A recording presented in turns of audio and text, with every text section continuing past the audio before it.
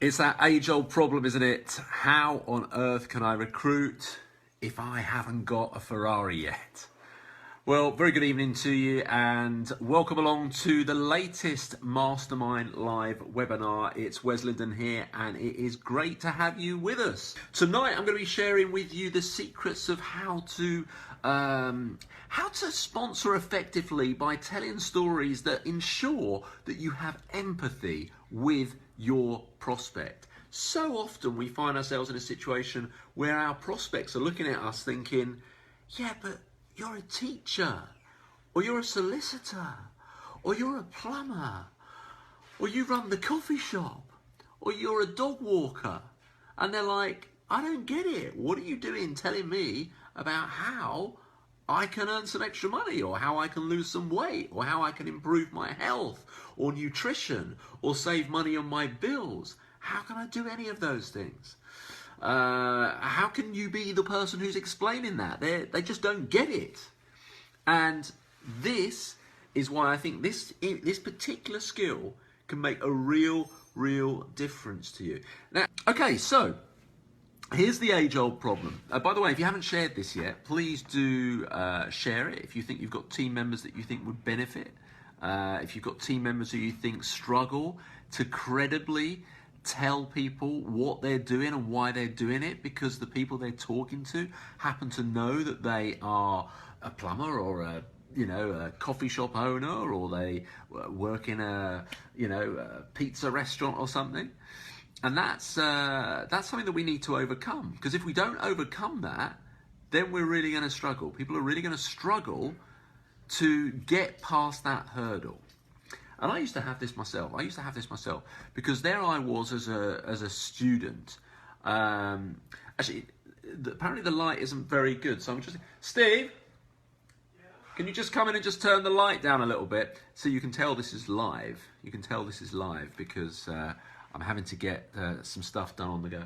Thank you. You can just turn that down a little bit. I don't know if that makes any difference. Let us know if that makes any difference. Just a little bit more. Thank you very much. Cheers. Okay, hopefully that's made a little bit of a difference. It was a little bit too bright, wasn't it? Yeah, so I used to have this. When I started, I was 20 years old when I started in network marketing, and I was a student. I was at university. I was studying to become a teacher, and I would sit and try and show people, including my lecturers from university, including my the parents of my friends that I'd gone to school with. I would try and show them my company, my business opportunity, and they would look at me, and I could tell they were looking at me thinking, yeah, but no, we know that you're at uni, and we know that you've dropped out, or you struggled in your first year, and we know that you're struggling in your second year. I had all these kind of things. I could see that people were thinking this, even if they weren't saying it. And that I couldn't get past that hurdle. Then as I kind of dropped out of university, people that knew me knew that I was, didn't have a huge amount of money. I was struggling a little bit in, to kind of make ends meet, as you do often at the beginning of a network marketing career or direct selling career. I became a referee. I was a soccer referee. And people started to know me as that, but when I was starting, I was just doing some lower leagues, and people knew that, you didn't earn much money out of that. And so there was the problem. They would look at me and think, how on earth are you going to tell me how I can make, enough money to not go back to work? Or how on earth do you even know how to, how on earth are you even credible enough to talk about the product or service that your company happens to offer? And I knew this was going on. Even if they didn't say it, I could see it in the way they would speak to me. I could see it. I could tell by the way they were talking to me that I wasn't credible. They didn't believe that I was in a position to be able to share with them what I had to share with them. By the way, if we haven't met before, hello. I've seen some people from absolutely all over the world. If you haven't let us know yet whereabouts you're from, please do let us know whereabouts you're from. Dennis there from El Salvador. I've seen someone from India. I've seen someone from Nicaragua. I've seen people from Peru. I've seen people from all over. So it's great to have a truly global audience for this in the latest mastermind event webinar. These are generally weekly, generally on Tuesdays. Randy Gage was a few weeks ago, Art Jonat was a couple of weeks ago, Bob Berg, we've had Dana Collins, we've got we've had Tom Big Al Schreiter. We've got quite a stellar lineup for you over the coming weeks and months. So do make sure you're tuning in every week, and do share this with your team. If you think you've got team members that will benefit from this, you know, unless you're convinced that they're all brilliant at getting into their presentations and all brilliant at getting people to understand credibly what it is they're doing, then they probably need to hear this right now. And if we haven't met before, my name is Wes Linden. I've been a mastermind event presenter for 5 years now. I had 5 years ago, I kind of went there and did a short slot. 4 years ago, did a slightly longer slot, and then I've had the pleasure the last 3 years of actually being the MC and working really closely with Art Jonat and Randy Gage on the event in that respect, and it's been an absolute honour and privilege. By the way, if you have been to the Mastermind event before, just drop us a comment below. Let us know if you've been to the Mastermind event. With the number 1, put the number 1 if you've been to the Mastermind event, put the number 2 if you'd like to go to the Mastermind event, put the number 3 if you are booked to go to the Mastermind event. So 1 means you've gone, 2 means you'd like to go, 3 means you're booked to come this year to the event in October. So yeah, so I've been involved in network marketing for 21 years. I started when I was 20. I'm 40 now. I know you can't believe that because I appreciate I only look 23. But I have been in network marketing now for just over 20 years. I've only been with one company. So despite all the offers and all the seductions and all the, oh, come over here, it's much better and stuff, I've stayed true to one company. And you know, that I believe where possible is something that you should, you know, be looking to do. You should stick, you know, plant your flag and not keep jumping from place to place. Now, of course, I appreciate that's not always possible for everyone because sometimes companies go away or it's just not feasible to carry on. But where possible, I would always try and plant my flag, prove to my company that I am staying where I am. And this is the place for me, this is my home, and then make it work, rather than always trying to find the shiny object. I've reached the top position in my company's plan, and with a team now that turns over for the company somewhere in the region of $100 million a year. Now that's, by the way, not to say that my company's the best, or this company's the best, or anything like that. It's really not. It's the best for me, but it might not be the, you need to find the company that's best for you and then plant your flag and stay there. So, thank you very much for sharing. Lots of good comments there below.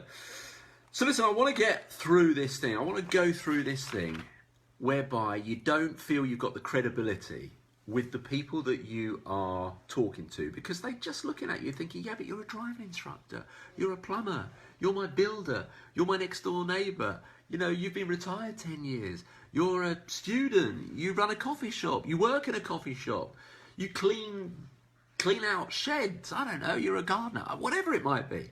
And people don't know who you are. They don't know that credibly you can talk to them about your network marketing business, about weight loss products, about health shakes, about makeup, about utility services, about greeting cards, whatever it might be. They don't understand that you can credibly talk about that because they know you as something else. So how are we going to get around that? Well, the first thing I want to cover is one of the things that I feel that some people have a problem is, which is how can I recruit? How can I talk about my business if I don't have a Ferrari yet? Well, I think I want to cover that off first, because if you wait until you've got like the fast car or the big house or something like that, you're never going to get to that point. So you need to have a credible story now, but you also need to realize, just like Dana Collins said a few years ago at the Mastermind event, and then suddenly other network marketers started saying as if they'd been saying it for years, which they hadn't, but the truth is good enough. The truth is good enough. And I often share some statistics. These are statistics in the UK. I can't imagine they're hugely different outside the UK. I can't imagine in the States, for example, they're very different, these statistics. But a recent survey showed that an individual in the UK, the average disposable income for an individual in the UK, after they've paid all their bills, is £224.50 a month, which I think is about, I'm so bad at conversions.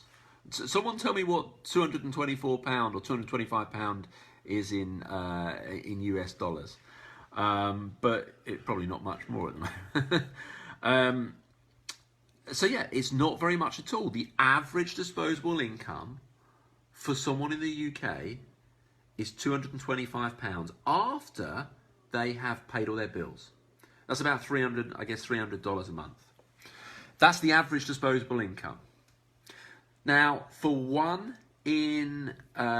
25% of the population, they have £50 a month or less. So a quarter of the population have £50 or less after they've paid all of their bills. 1 in 11 people have less than £10 a month left over after they've paid all their bills.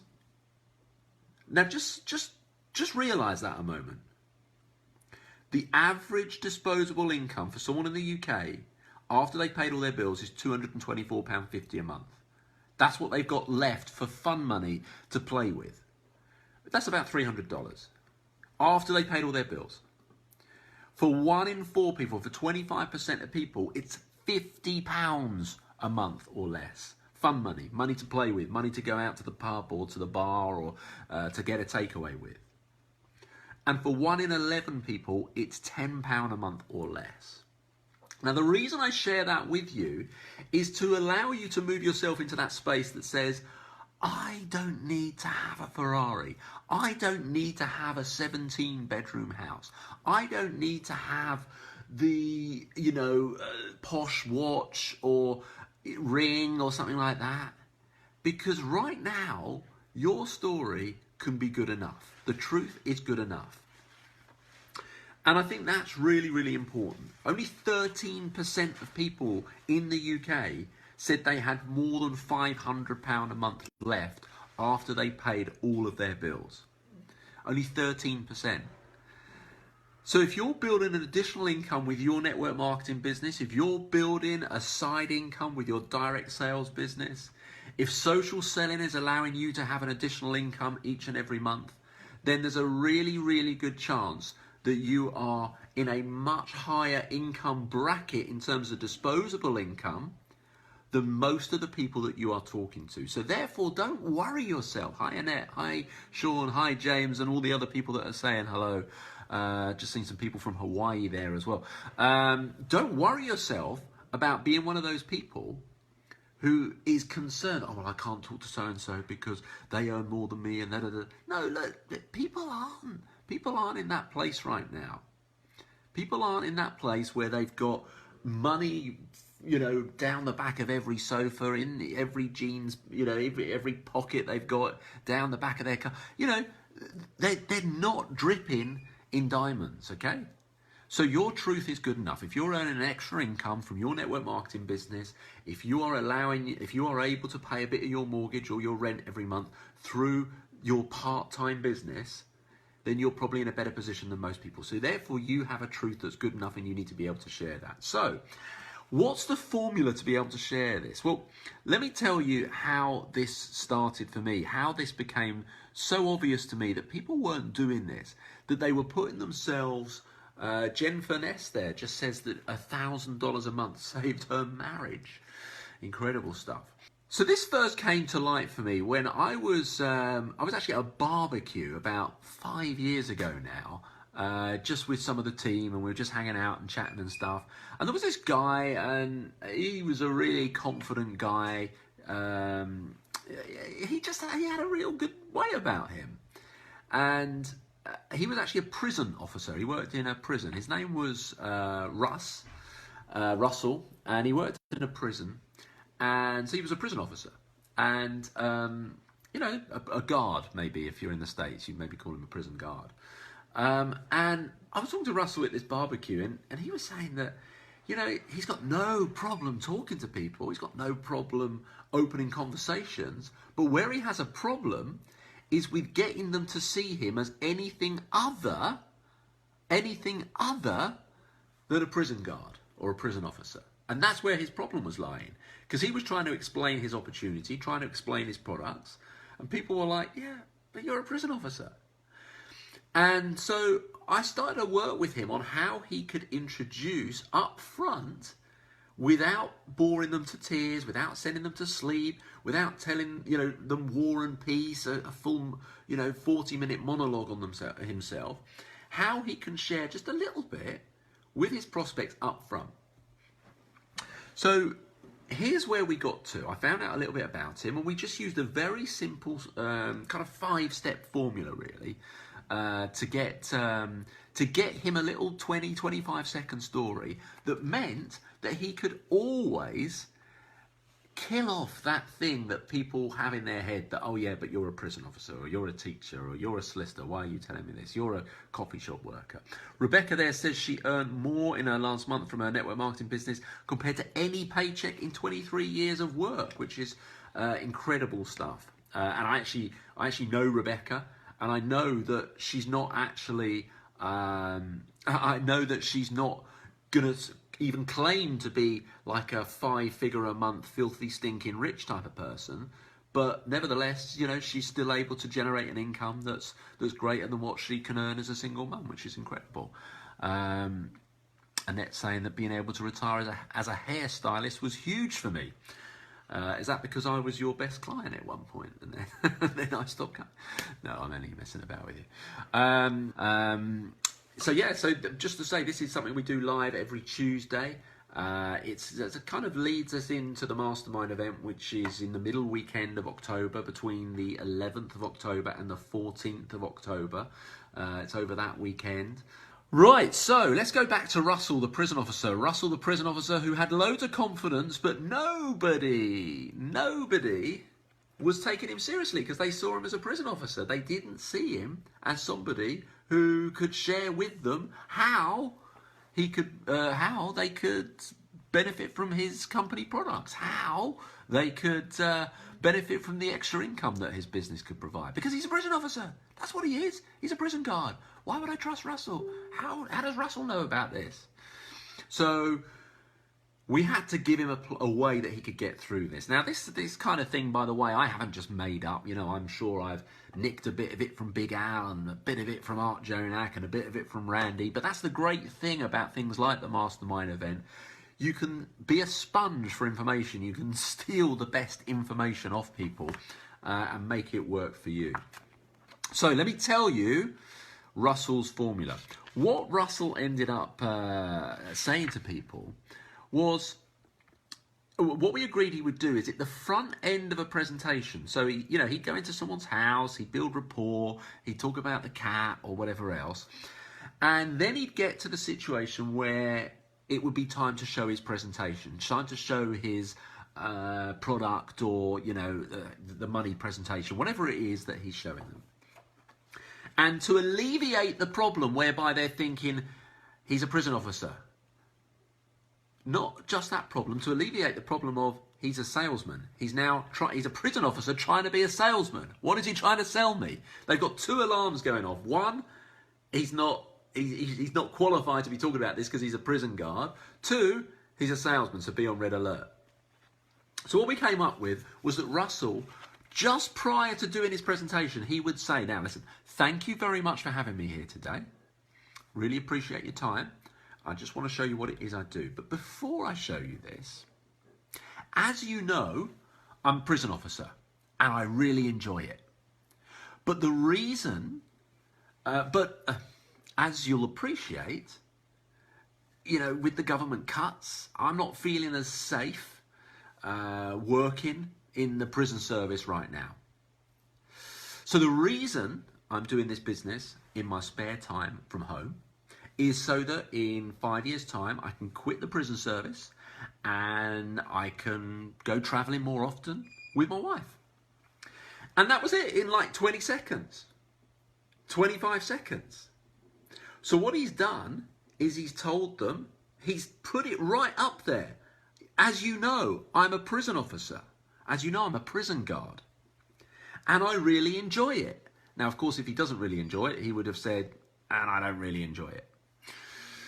But, and this is where he needs to say the problem, you know, share the problem. But, as you'll appreciate, with all the government cuts, I'm feeling a lot less safe right now working in the prison service than when I used to. So, the reason I'm doing this business in my spare time from home is so that in 5 years' time I can quit the prison service and I can travel more with my wife. Anyway, let me show you how the business works. Now, this is, you know, as I say, this is borrowed, stolen, you know, bits have been taken from Big Al, bits from Art, bits from Randy, bits from Sarah Robbins, bits from Dana Collins, bits from Hilda Saleh. You know, we just piece it, and that's where I ended up with Russell. I was like, listen, every single person you talk to prior to doing your presentation, put this up front. People will relate to you more with your story. People will relate to you more with that story. As you know, I'm a prison officer and I really enjoy it. But, as you'll appreciate, with all the government cuts, it just isn't as safe a job as it used to be, and I just don't feel safe going to work anymore. So the reason I'm doing this business in my spare time from home is so that in 5 years' time, I can quit the prison service and I can go traveling more often. So let's just review that piece by piece, because it's literally a 5-step formula. Now I did actually write it out here on my iPad to kind of hold it up and show you. But then, of course, I realised that the screen doesn't flip it properly. So look, I don't know if you can see that. It's the wrong way round. But step 1 is, as you know, I'm a whatever, prison officer, teacher, coffee shop worker, solicitor, bus driver, coach driver, lorry driver, taxi driver, student, retire, you know, I'm retired, whatever. Now, of course, if they don't know that because they're a referral or they're a cold kind of contact, then you don't need to say the bit about as you know, because they may not know it. However, I would still tell them that you have another job. Why? Because you want them to think, he or she is doing this and they've got a job. I've got a job. Maybe this is a kind of gig economy thing that I could do as well. So it could be, as you know, I'm a whatever, or what you won't know is that I'm a prison officer. What you won't know is that I'm a bus driver. What you won't know is I'm a fitness trainer. What you won't know is that I'm a policeman. What you won't know is that I'm a teacher. So whichever one's right for you. So can someone write this right now? Just write it down here. As you know, I'm a, and just tell us what you are. As you know, I'm a whatever. Or what you won't know is I'm a, and just tell us right now what it is that you do. And Art is just commenting that we should embrace people having jobs instead of ridiculing them. Absolutely, and this is the whole part of the point. Network marketing, direct selling, social selling, call it what you like. All of these things, the gig economy, this part-time, spare time business thing, this is all about people having that bit extra alongside their job. Nobody makes fun of the Uber driver who's, you know, manager of the local supermarket, but also drives a car in the evening or, you know, at the weekends. So why are we trying to make fun of people who have a job to put food on the table for their family? This is ridiculous. This is 1950s network marketing, never mind 1990s. So cool, lots of good comments coming in here. Right, so step 1, and write this down, folks, write this down. Make sure you've got this, you take this away with you. As you know, I'm a whatever. Or what you won't know is I'm whatever. And then step 2 is pretty easy. I'm really sorry it's the wrong way around, okay? But I'm sure you can just about work this out. Step 2. and I really enjoy it. Or, and I don't like it. Or, and I'm a bit bored of it. Or, and my knees are going, I can't do it anymore. You know, whatever it might be. So tell them that you either love it or hate it. They don't need a 15-minute story about this bit. They don't need that. They just need, as you know, I'm a horse trainer and I really love it. Or as you know, I'm a teacher and I don't really like it anymore. So just tell them what's ever true for you. As you know, someone just put there, as you know, I'm a single mum with 4 boys and I love it. Whatever, yeah? So that's step 2. What about step 3? And by the way, this hasn't taken more than about 4 seconds so far. The Facebook Live's taken more than 4 seconds because I've been stringing it out. But the 4 seconds, like literally 4 seconds in. So just tell us, by the way, do you really love it? Do you really enjoy it? Or do you not like it? In your job right now, just tell us, I really enjoy it or I don't really enjoy it. Just let us know. Let us know what's true for you. Just pop that in the comments below. Caroline's saying it's soul destroying. Yeah, if that's true for you, Caroline, that's what you need to say. But don't be ashamed to say you love your job or you enjoy it or it fills you with love and emotion and it's your calling. Say whatever's true for you. Because you're going to talk to people that love their jobs as well. And then isn't it great that they can see that they could still be doing something else in their spare time? Chris Wong, he loves it. Of course Chris Wong loves it. Chris Wong is Chris Wong plays in a band with Toya Wilcox. He tours around the world with Toya Wilcox. But he's on this right now. He has a network marketing business because there's times where he's not earning money because he's not touring.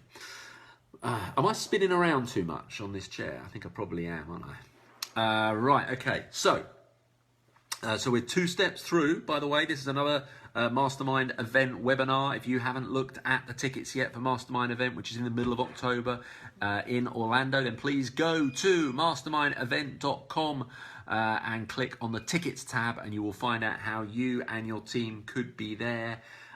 In October, where you'll see people like Randy Gage, Art Jonak, Tom Big Al Schreiter, Sarah Robbins, Dana Collins, Hilda and Orion Saleh, and some of the other most prominent leaders in the world of network marketing. Chris Brady as well, and then quite a few surprises, some people that we're going to announce very, very soon. The thing I love about Mastermind Event, by the way, is that it's not a stage full of inauthentic people that are just there trying to sell you a program or trying to sell you a course or subscribe to my thing. You don't get any of that at all. You don't have zillions of people that stopped doing network marketing just so that they could be highly paid consultants or something. It's not about that. It's about people who are in the field right now building big teams and how they are doing it. So you get real authentic information from kind of people who have like a servant leadership mindset rather than I'm on this stage to see how many of your team I can get to subscribe to my mailing list. So hopefully you will find real value in that. Right, so we've done step 1. As you know, I'm a whatever, and I really enjoy it. I'll show you it again, even though it's the wrong way around. As you know, I'm a whatever, or what you won't know is I'm a whatever. There we go. This is really good, isn't it? This technology is really good. Surely there must be a way really soon on Facebook Live where we can have words there and we can type things. Maybe it's already there and I just don't know it. And I really enjoy it. Or I don't really like it. So here's step 3. But, and then the but's down to you. This is where you need to tell them the problem. This is where you need to tell them the problem with what it is you do. This is where you need to tell them the challenge, the thing that's an issue for you. But they don't need a 2-hour conversation about how the head teacher at school or how the how the manager of the restaurant, he's really horrible because he did this, and did you realize that 7 years ago they did. They don't need to hear all of that. Yeah, they just need to hear one line that will make them understand and empathize with you, so that they understand where you're coming from, and so that they turn off the salesperson alarm. They stop thinking of you as a salesperson. They start seeing you as another human being, and maybe they can even put themselves in the picture themselves. Maybe they can put themselves in the picture and think, oh, blimey, so this person's got a job and they like it, but they got to get to where we need to get to, so they're thinking, well, I could do this as well. I don't know if I've frozen there. If I have, I'm still going to keep talking. So this is where you put that little problem in. That's where you put that little challenge in, that little, this is what's wrong. This is what's wrong with my situation right now. As you know, I'm a prison officer and I really enjoy it. But the problem is, with the government cuts, I don't feel as safe going to work as I used to. Okay, so you're just telling them one line that they can understand. So that's step 3. So, ladies and gents, tell us now, put in here right now, type up your bit for us right now. By the way, do you realize this is a live exercise. This is a live exercise which you can then take away and implement in your business from immediately, from tomorrow morning. This is something you can teach your team straight away. This is something that you can be doing in your team meetings, with your teams, on your webinars, your conference calls, whatever it might be. So let us know below, what would your step 3 be? What is your but? What is your reason why, whether you love or hate your job, that you can't carry on with it, that something has to change? Just tell us what that is in one sentence. Just share that info below. I'm going to give you a couple of other examples, by the way, of people that I've helped kind of do this as well. As you know, I have my own restaurant business and I love what I do. But because of the local regulations with parking, nobody can get to our restaurant anymore. Well, that's fair enough, isn't it? If someone had a restaurant, but suddenly the council stopped people from parking outside, then they're going to have less people. Okay, so I understand that. Someone's told me that in 7 seconds. As you know, I work 9 to 5 for a big insurance company. And to be honest, it's not my passion and the money isn't great. There we go. It's not their passion. The money isn't great. I understand that. Here's another one. What you won't know is I retired from nursing a few years ago, and although I enjoy retirement, I miss the buzz of working. Well, there you go. Someone misses the buzz of working. So tell us what it is that you've got, that's your challenge. What it is, what's your reason, what's your one line that everybody who's listening will go, oh yeah, I get that, that makes sense. Yeah, I get that, that makes sense. That's perfect. Makes sense to me. Okay, so that's step 3. What about step 4? Now this is the same for everyone. This is my favourite bit. So, the reason I've started this business in my spare time from home, I know it's back to front, by the way, folks. I'm sure we can get through it. So, the reason I've started this business in my spare time from home. Now, I've underlined the word spare time from home because if you are doing your business in your spare time from home, then you need to make sure people know that. Because there's absolutely no way in the world you should be pretending to them that everything's perfect, that you've retired, that you've got a yacht, that you've got a 15-bedroom mansion, that you're driving a Maserati and a Ferrari, you know, and you just drive whichever one matches your shoes that day or something. They need to know that this is something you're doing in your spare time from home. Why? Because then that is telling them square in the face, right between the eyes. It is telling them, without you having to say it, it's telling them, you could do this too. You can do this too. So when they hear you say the word spare time from home, suddenly it kills the time objection. It's relatable. It turns off the salesperson alarm. They aren't sitting there thinking anymore, oh, here we go, this is some flash salesman. Yeah, I get it. They're trying to sell to me. This is my friend who I've known for 27 years as a hairdresser, or this is my friend who I've known for 15 years as a gardener, or this is my friend who I've known for 8 years who works in a university, but now suddenly they're a salesperson. No, they're not thinking that. They're thinking, okay, I get it. They're a normal person like me who has a job, but they're doing something in their spare time from home. Spare time from home are the key words there. They're the key words. Spare time from home. Even if you get all the rest of it wrong, make sure you get spare time from home. As Art says there, this is killing the time objection straight away in a 20-second introduction. Okay, so that's step 4. By the way, if you've got teammates that you think are going to struggle to share credibly in 20 seconds what it is that they are doing and how they are doing it, as well as owning a coffee shop or being a gardener or being a plumber or being a cleaner or something, then they need to see this. So please make sure you share this into your Facebook groups, your WhatsApp groups, your Facebook forums, your Telegram groups, your Messenger groups, or wherever else. Hello to Michael. So step 5, we've done step 4. As you know, I'm a prison officer. Step 2, and I really enjoy it. Step 3, but because of the government cuts, it's not as safe as it used to be, and I don't really enjoy going to work anymore. Step 4, which is universal. So the reason I'm doing this business in my spare time from home, by the way, I know it's the wrong way round, but can you just type this in, okay? Because I want people to get used to saying this. I want you to this to become absolutely imprinted on your in your head. Just type this one out for us. See who's got the quickest fingers here. So the reason I've started this business in my spare time from home. Just share that with us now. The reason I've started this business in my spare time from home. You need to get so used to saying that it just, you can say, you know, just any time. So that you're standing at the front of the queue at Subway and they say, what do you want? You know, what would you like, sir?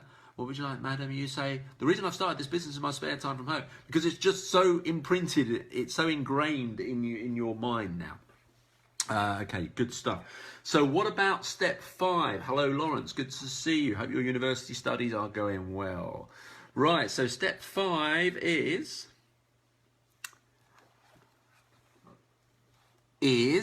so that in X months or X years' time, I or we can blah, blah, blah, blah. So, we'll put this into Russell's language. So, in 5 years' time, I can quit the prison service and my wife and I can travel more often. And that's it. You've done it in 20 seconds. You've told them in 20 seconds why it is you're doing the business. You've completely killed the time objection. You've completely put them in the place where they understand they could do it too, because you've told them you've got a job. You've told them you do this in your spare time from home. And you've told them your reason why. Now, don't tell them, look, most of us have got a reason why that is more than probably 5 seconds long, okay? But right now, they don't need to hear it. They don't need to hear a 4.5-hour version of how you used to live under a bridge and you lived in a cardboard box and then you upgraded it to like a bigger, and you know, then I did this and then I went to school and then I went back to college and then I did this and and all. They don't need to hear all of that. They don't need to hear that you're going to, you know, save the whales and remove every bit of plastic from the sea, and that you're going to save the dogs, and that you're going to set up a sanctuary for stray cats, and you're going to set up a wine vineyard or something in front. They don't need to hear a million things. They just need to hear something, okay? The reason I'm saying that is because the presentation really needs to be about them, not you. And if you're spending 45 minutes telling them your story right at the very beginning, you've probably lost them. They're gone. They're not even going to listen to the presentation. They're asleep. So you need to give them it in like 20, 25 seconds, yeah? So I'll give you the example again from Russell, the prison officer. So, as you know, I'm a prison officer and I really enjoy it. But with the government cuts, it's not as safe going to work as it used to be, and I'm not really enjoying it anymore. You know, and I'm not feeling safe anymore. So the reason I'm doing this business in my spare time from home is so that in 5 years' time, I can quit the prison service and I can travel more often with my wife. That's it. Anyway, let me show you how the business works, or let me show you how the products work. So guys, let us know below, ladies and gents, let us know below, what is your in 5 years' time I can? Or what is your in 3 months' time I can? Or in 12 months' time I can? Or in 18 months' time I can? Or in 3 years' time I can? Just tell us below, what is your thing? Because then we can piece all of this together. Chris Wong, the resident rock star who plays with Toya Wilcox, says so that in 5 years' time he can play music whenever... What did it say there? It just went... He can play the music that he wants to play. There we go. So keep sharing, so that Ricky, so that in 10 years' time, I'll have created a university fund so the children don't have to start, I can't see what that says, start their working life in debt. Caroline says, so that in 6 months' time, my husband can quit the job he hates. This is good stuff. Share with us what your why is, what, you know, but in one sentence. Laura, so that in 5 years' time I'll be debt-free and have, this is going so quickly, and have enjoyed my boys whilst they're little, yes. Lasse is saying, so that in 5 years' time I can drive an environmentally friendly car. Michael, so in 5 years' time I can support my wife just as she has been supporting me. Keep those coming, this is great stuff. Beth, sorry, it's going so quick. Billy, that's going so, I can't even read it. Some of these things are going so quick, but do let us know what your reason is. So, hopefully you feel that you could now put this together. I'm going to give you a couple of other examples that I've done with other people, just so you can hear some other options. These are ones I've helped other people with in the past. So this guy, this one was a business owner, someone that owned a restaurant. As you know, I have my own restaurant, and I love what I do. But because of the local council regulations, nobody can park anywhere near us anymore. And so the reason I'm doing this business in my spare time from home is so that whatever happens with the restaurant over the coming years, I'll be able to put my son through university. Anyway, let me show you how this works. Okay, this next one is from a frustrated employee, someone that didn't really like their job very much. As you know, I work 9 to 5 for one of the big insurance companies, and to be honest, it's not my passion and the money isn't great. So the reason I'm doing this business in my spare time from home is so that over the next couple of years I can have more money for skiing holidays, which I love, and at some stage pack the job in altogether. Anyway, let me show you how the products can help you. Right, this person was retired. You won't know this, but I retired. Here we go. You won't know this, but I retired from nursing a few years ago. And although I enjoy retirement, I miss the buzz of working. So the reason I'm doing this business in my spare time from home is for the challenge and to help other people whilst topping up my pension. Anyway, let me show you how this works. Here we go. Stay-at-home mum. As you know, I became a mum last year, and my little boy is my priority every day, but I'm missing out on some of the little luxuries we used to be able to afford. So since starting this business in my spare time from home, around my baby's day, I now have my own business that helps pay for all those extras we want as a family. Anyway, let me show you how this works. What was the final one? Here we go. As you know, I work as an estate agent and I love what I do, but my dream is to get a property in the south of France. And with my wages, I'm not going to be able to stretch to that. So the reason I'm doing this business in my spare time from home is so that over the next few years, we can have 3 months off over the winter to live abroad. Anyway, let me show you how this works. Cool. Okay, so does this make sense? I hope it makes sense. It makes sense to me. If you've got that little story and you can tell people that at the front end of a presentation, right at the beginning, you've done the rapport building, you've talked about the cat, you've complimented them on their wallpaper or carpet or whatever it might be, and then just before you launch into your presentation, so that you can switch off the salesperson's alarm and so that you can switch off this thing of them thinking, yeah, but Terry's Terry's a builder, or Terry works in construction, or Sally runs a coffee shop, or Ruth, I'm sure she's studying, or James, doesn't he drive a bus? So that they don't think any of those things, so that you completely kill that, you now put it in a place whereby they think, okay, they're doing this alongside their job. I get it. I could do this too. We want them thinking, I could do this too. So that at some point when you show them your business opportunity later on in the presentation, now they're thinking, yeah, maybe it could fit in alongside what I'm doing. Now, this is a topic that you need to be able to master this. You need your 20-second presentation. You need it. You need to have it as well so that you can share it with your team. You need to be able to share it with your team. They need to be able to confidently sit in front of people they're about to present to and tell them why they're doing it in that 20 seconds, 25 seconds. Now, by the way, when you run this back, if you say this back to yourself and you time it and it's anything over 25 seconds, it's far too long. You need to cut stuff out. I've done this exercise in training events, classrooms, call it what you like, with people. And people read it back, and occasionally you get someone who's going through it and they're like 3 minutes later, they're still trying to, no, too long. It needs to be 20, 25 seconds. Because anything over that, you start to bore them. Listen, the value of this is next time you do a team meeting, you need to be sharing this. You need to be doing this as an exercise with people. You need to have the 5-step formula written out. Yeah, we need to have, I know I've got it the wrong way around here, okay? But you need to have that 5-step formula ready for them. As you know, I'm a whatever. Or what you won't know is I'm a whatever. And I really enjoy it, or I really hate it, or somewhere in between. But, and this is where you tell them the problem, but because of the government cuts, or because of the too many hours, I'm having to work too many hours, or I'm doing loads of overtime and not getting paid for it, or I'm looking after everybody else's children but not my own, whatever. This is where you put the problem. But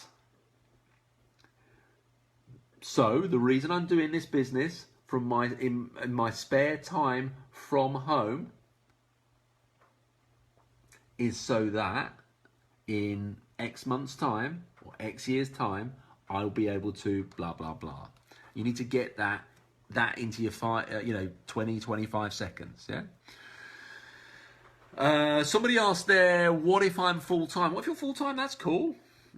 Carry on being full-time, that's okay. But you need to modify your story to explain how it was for you, So what you won't know about me is that I used to be a taxi driver.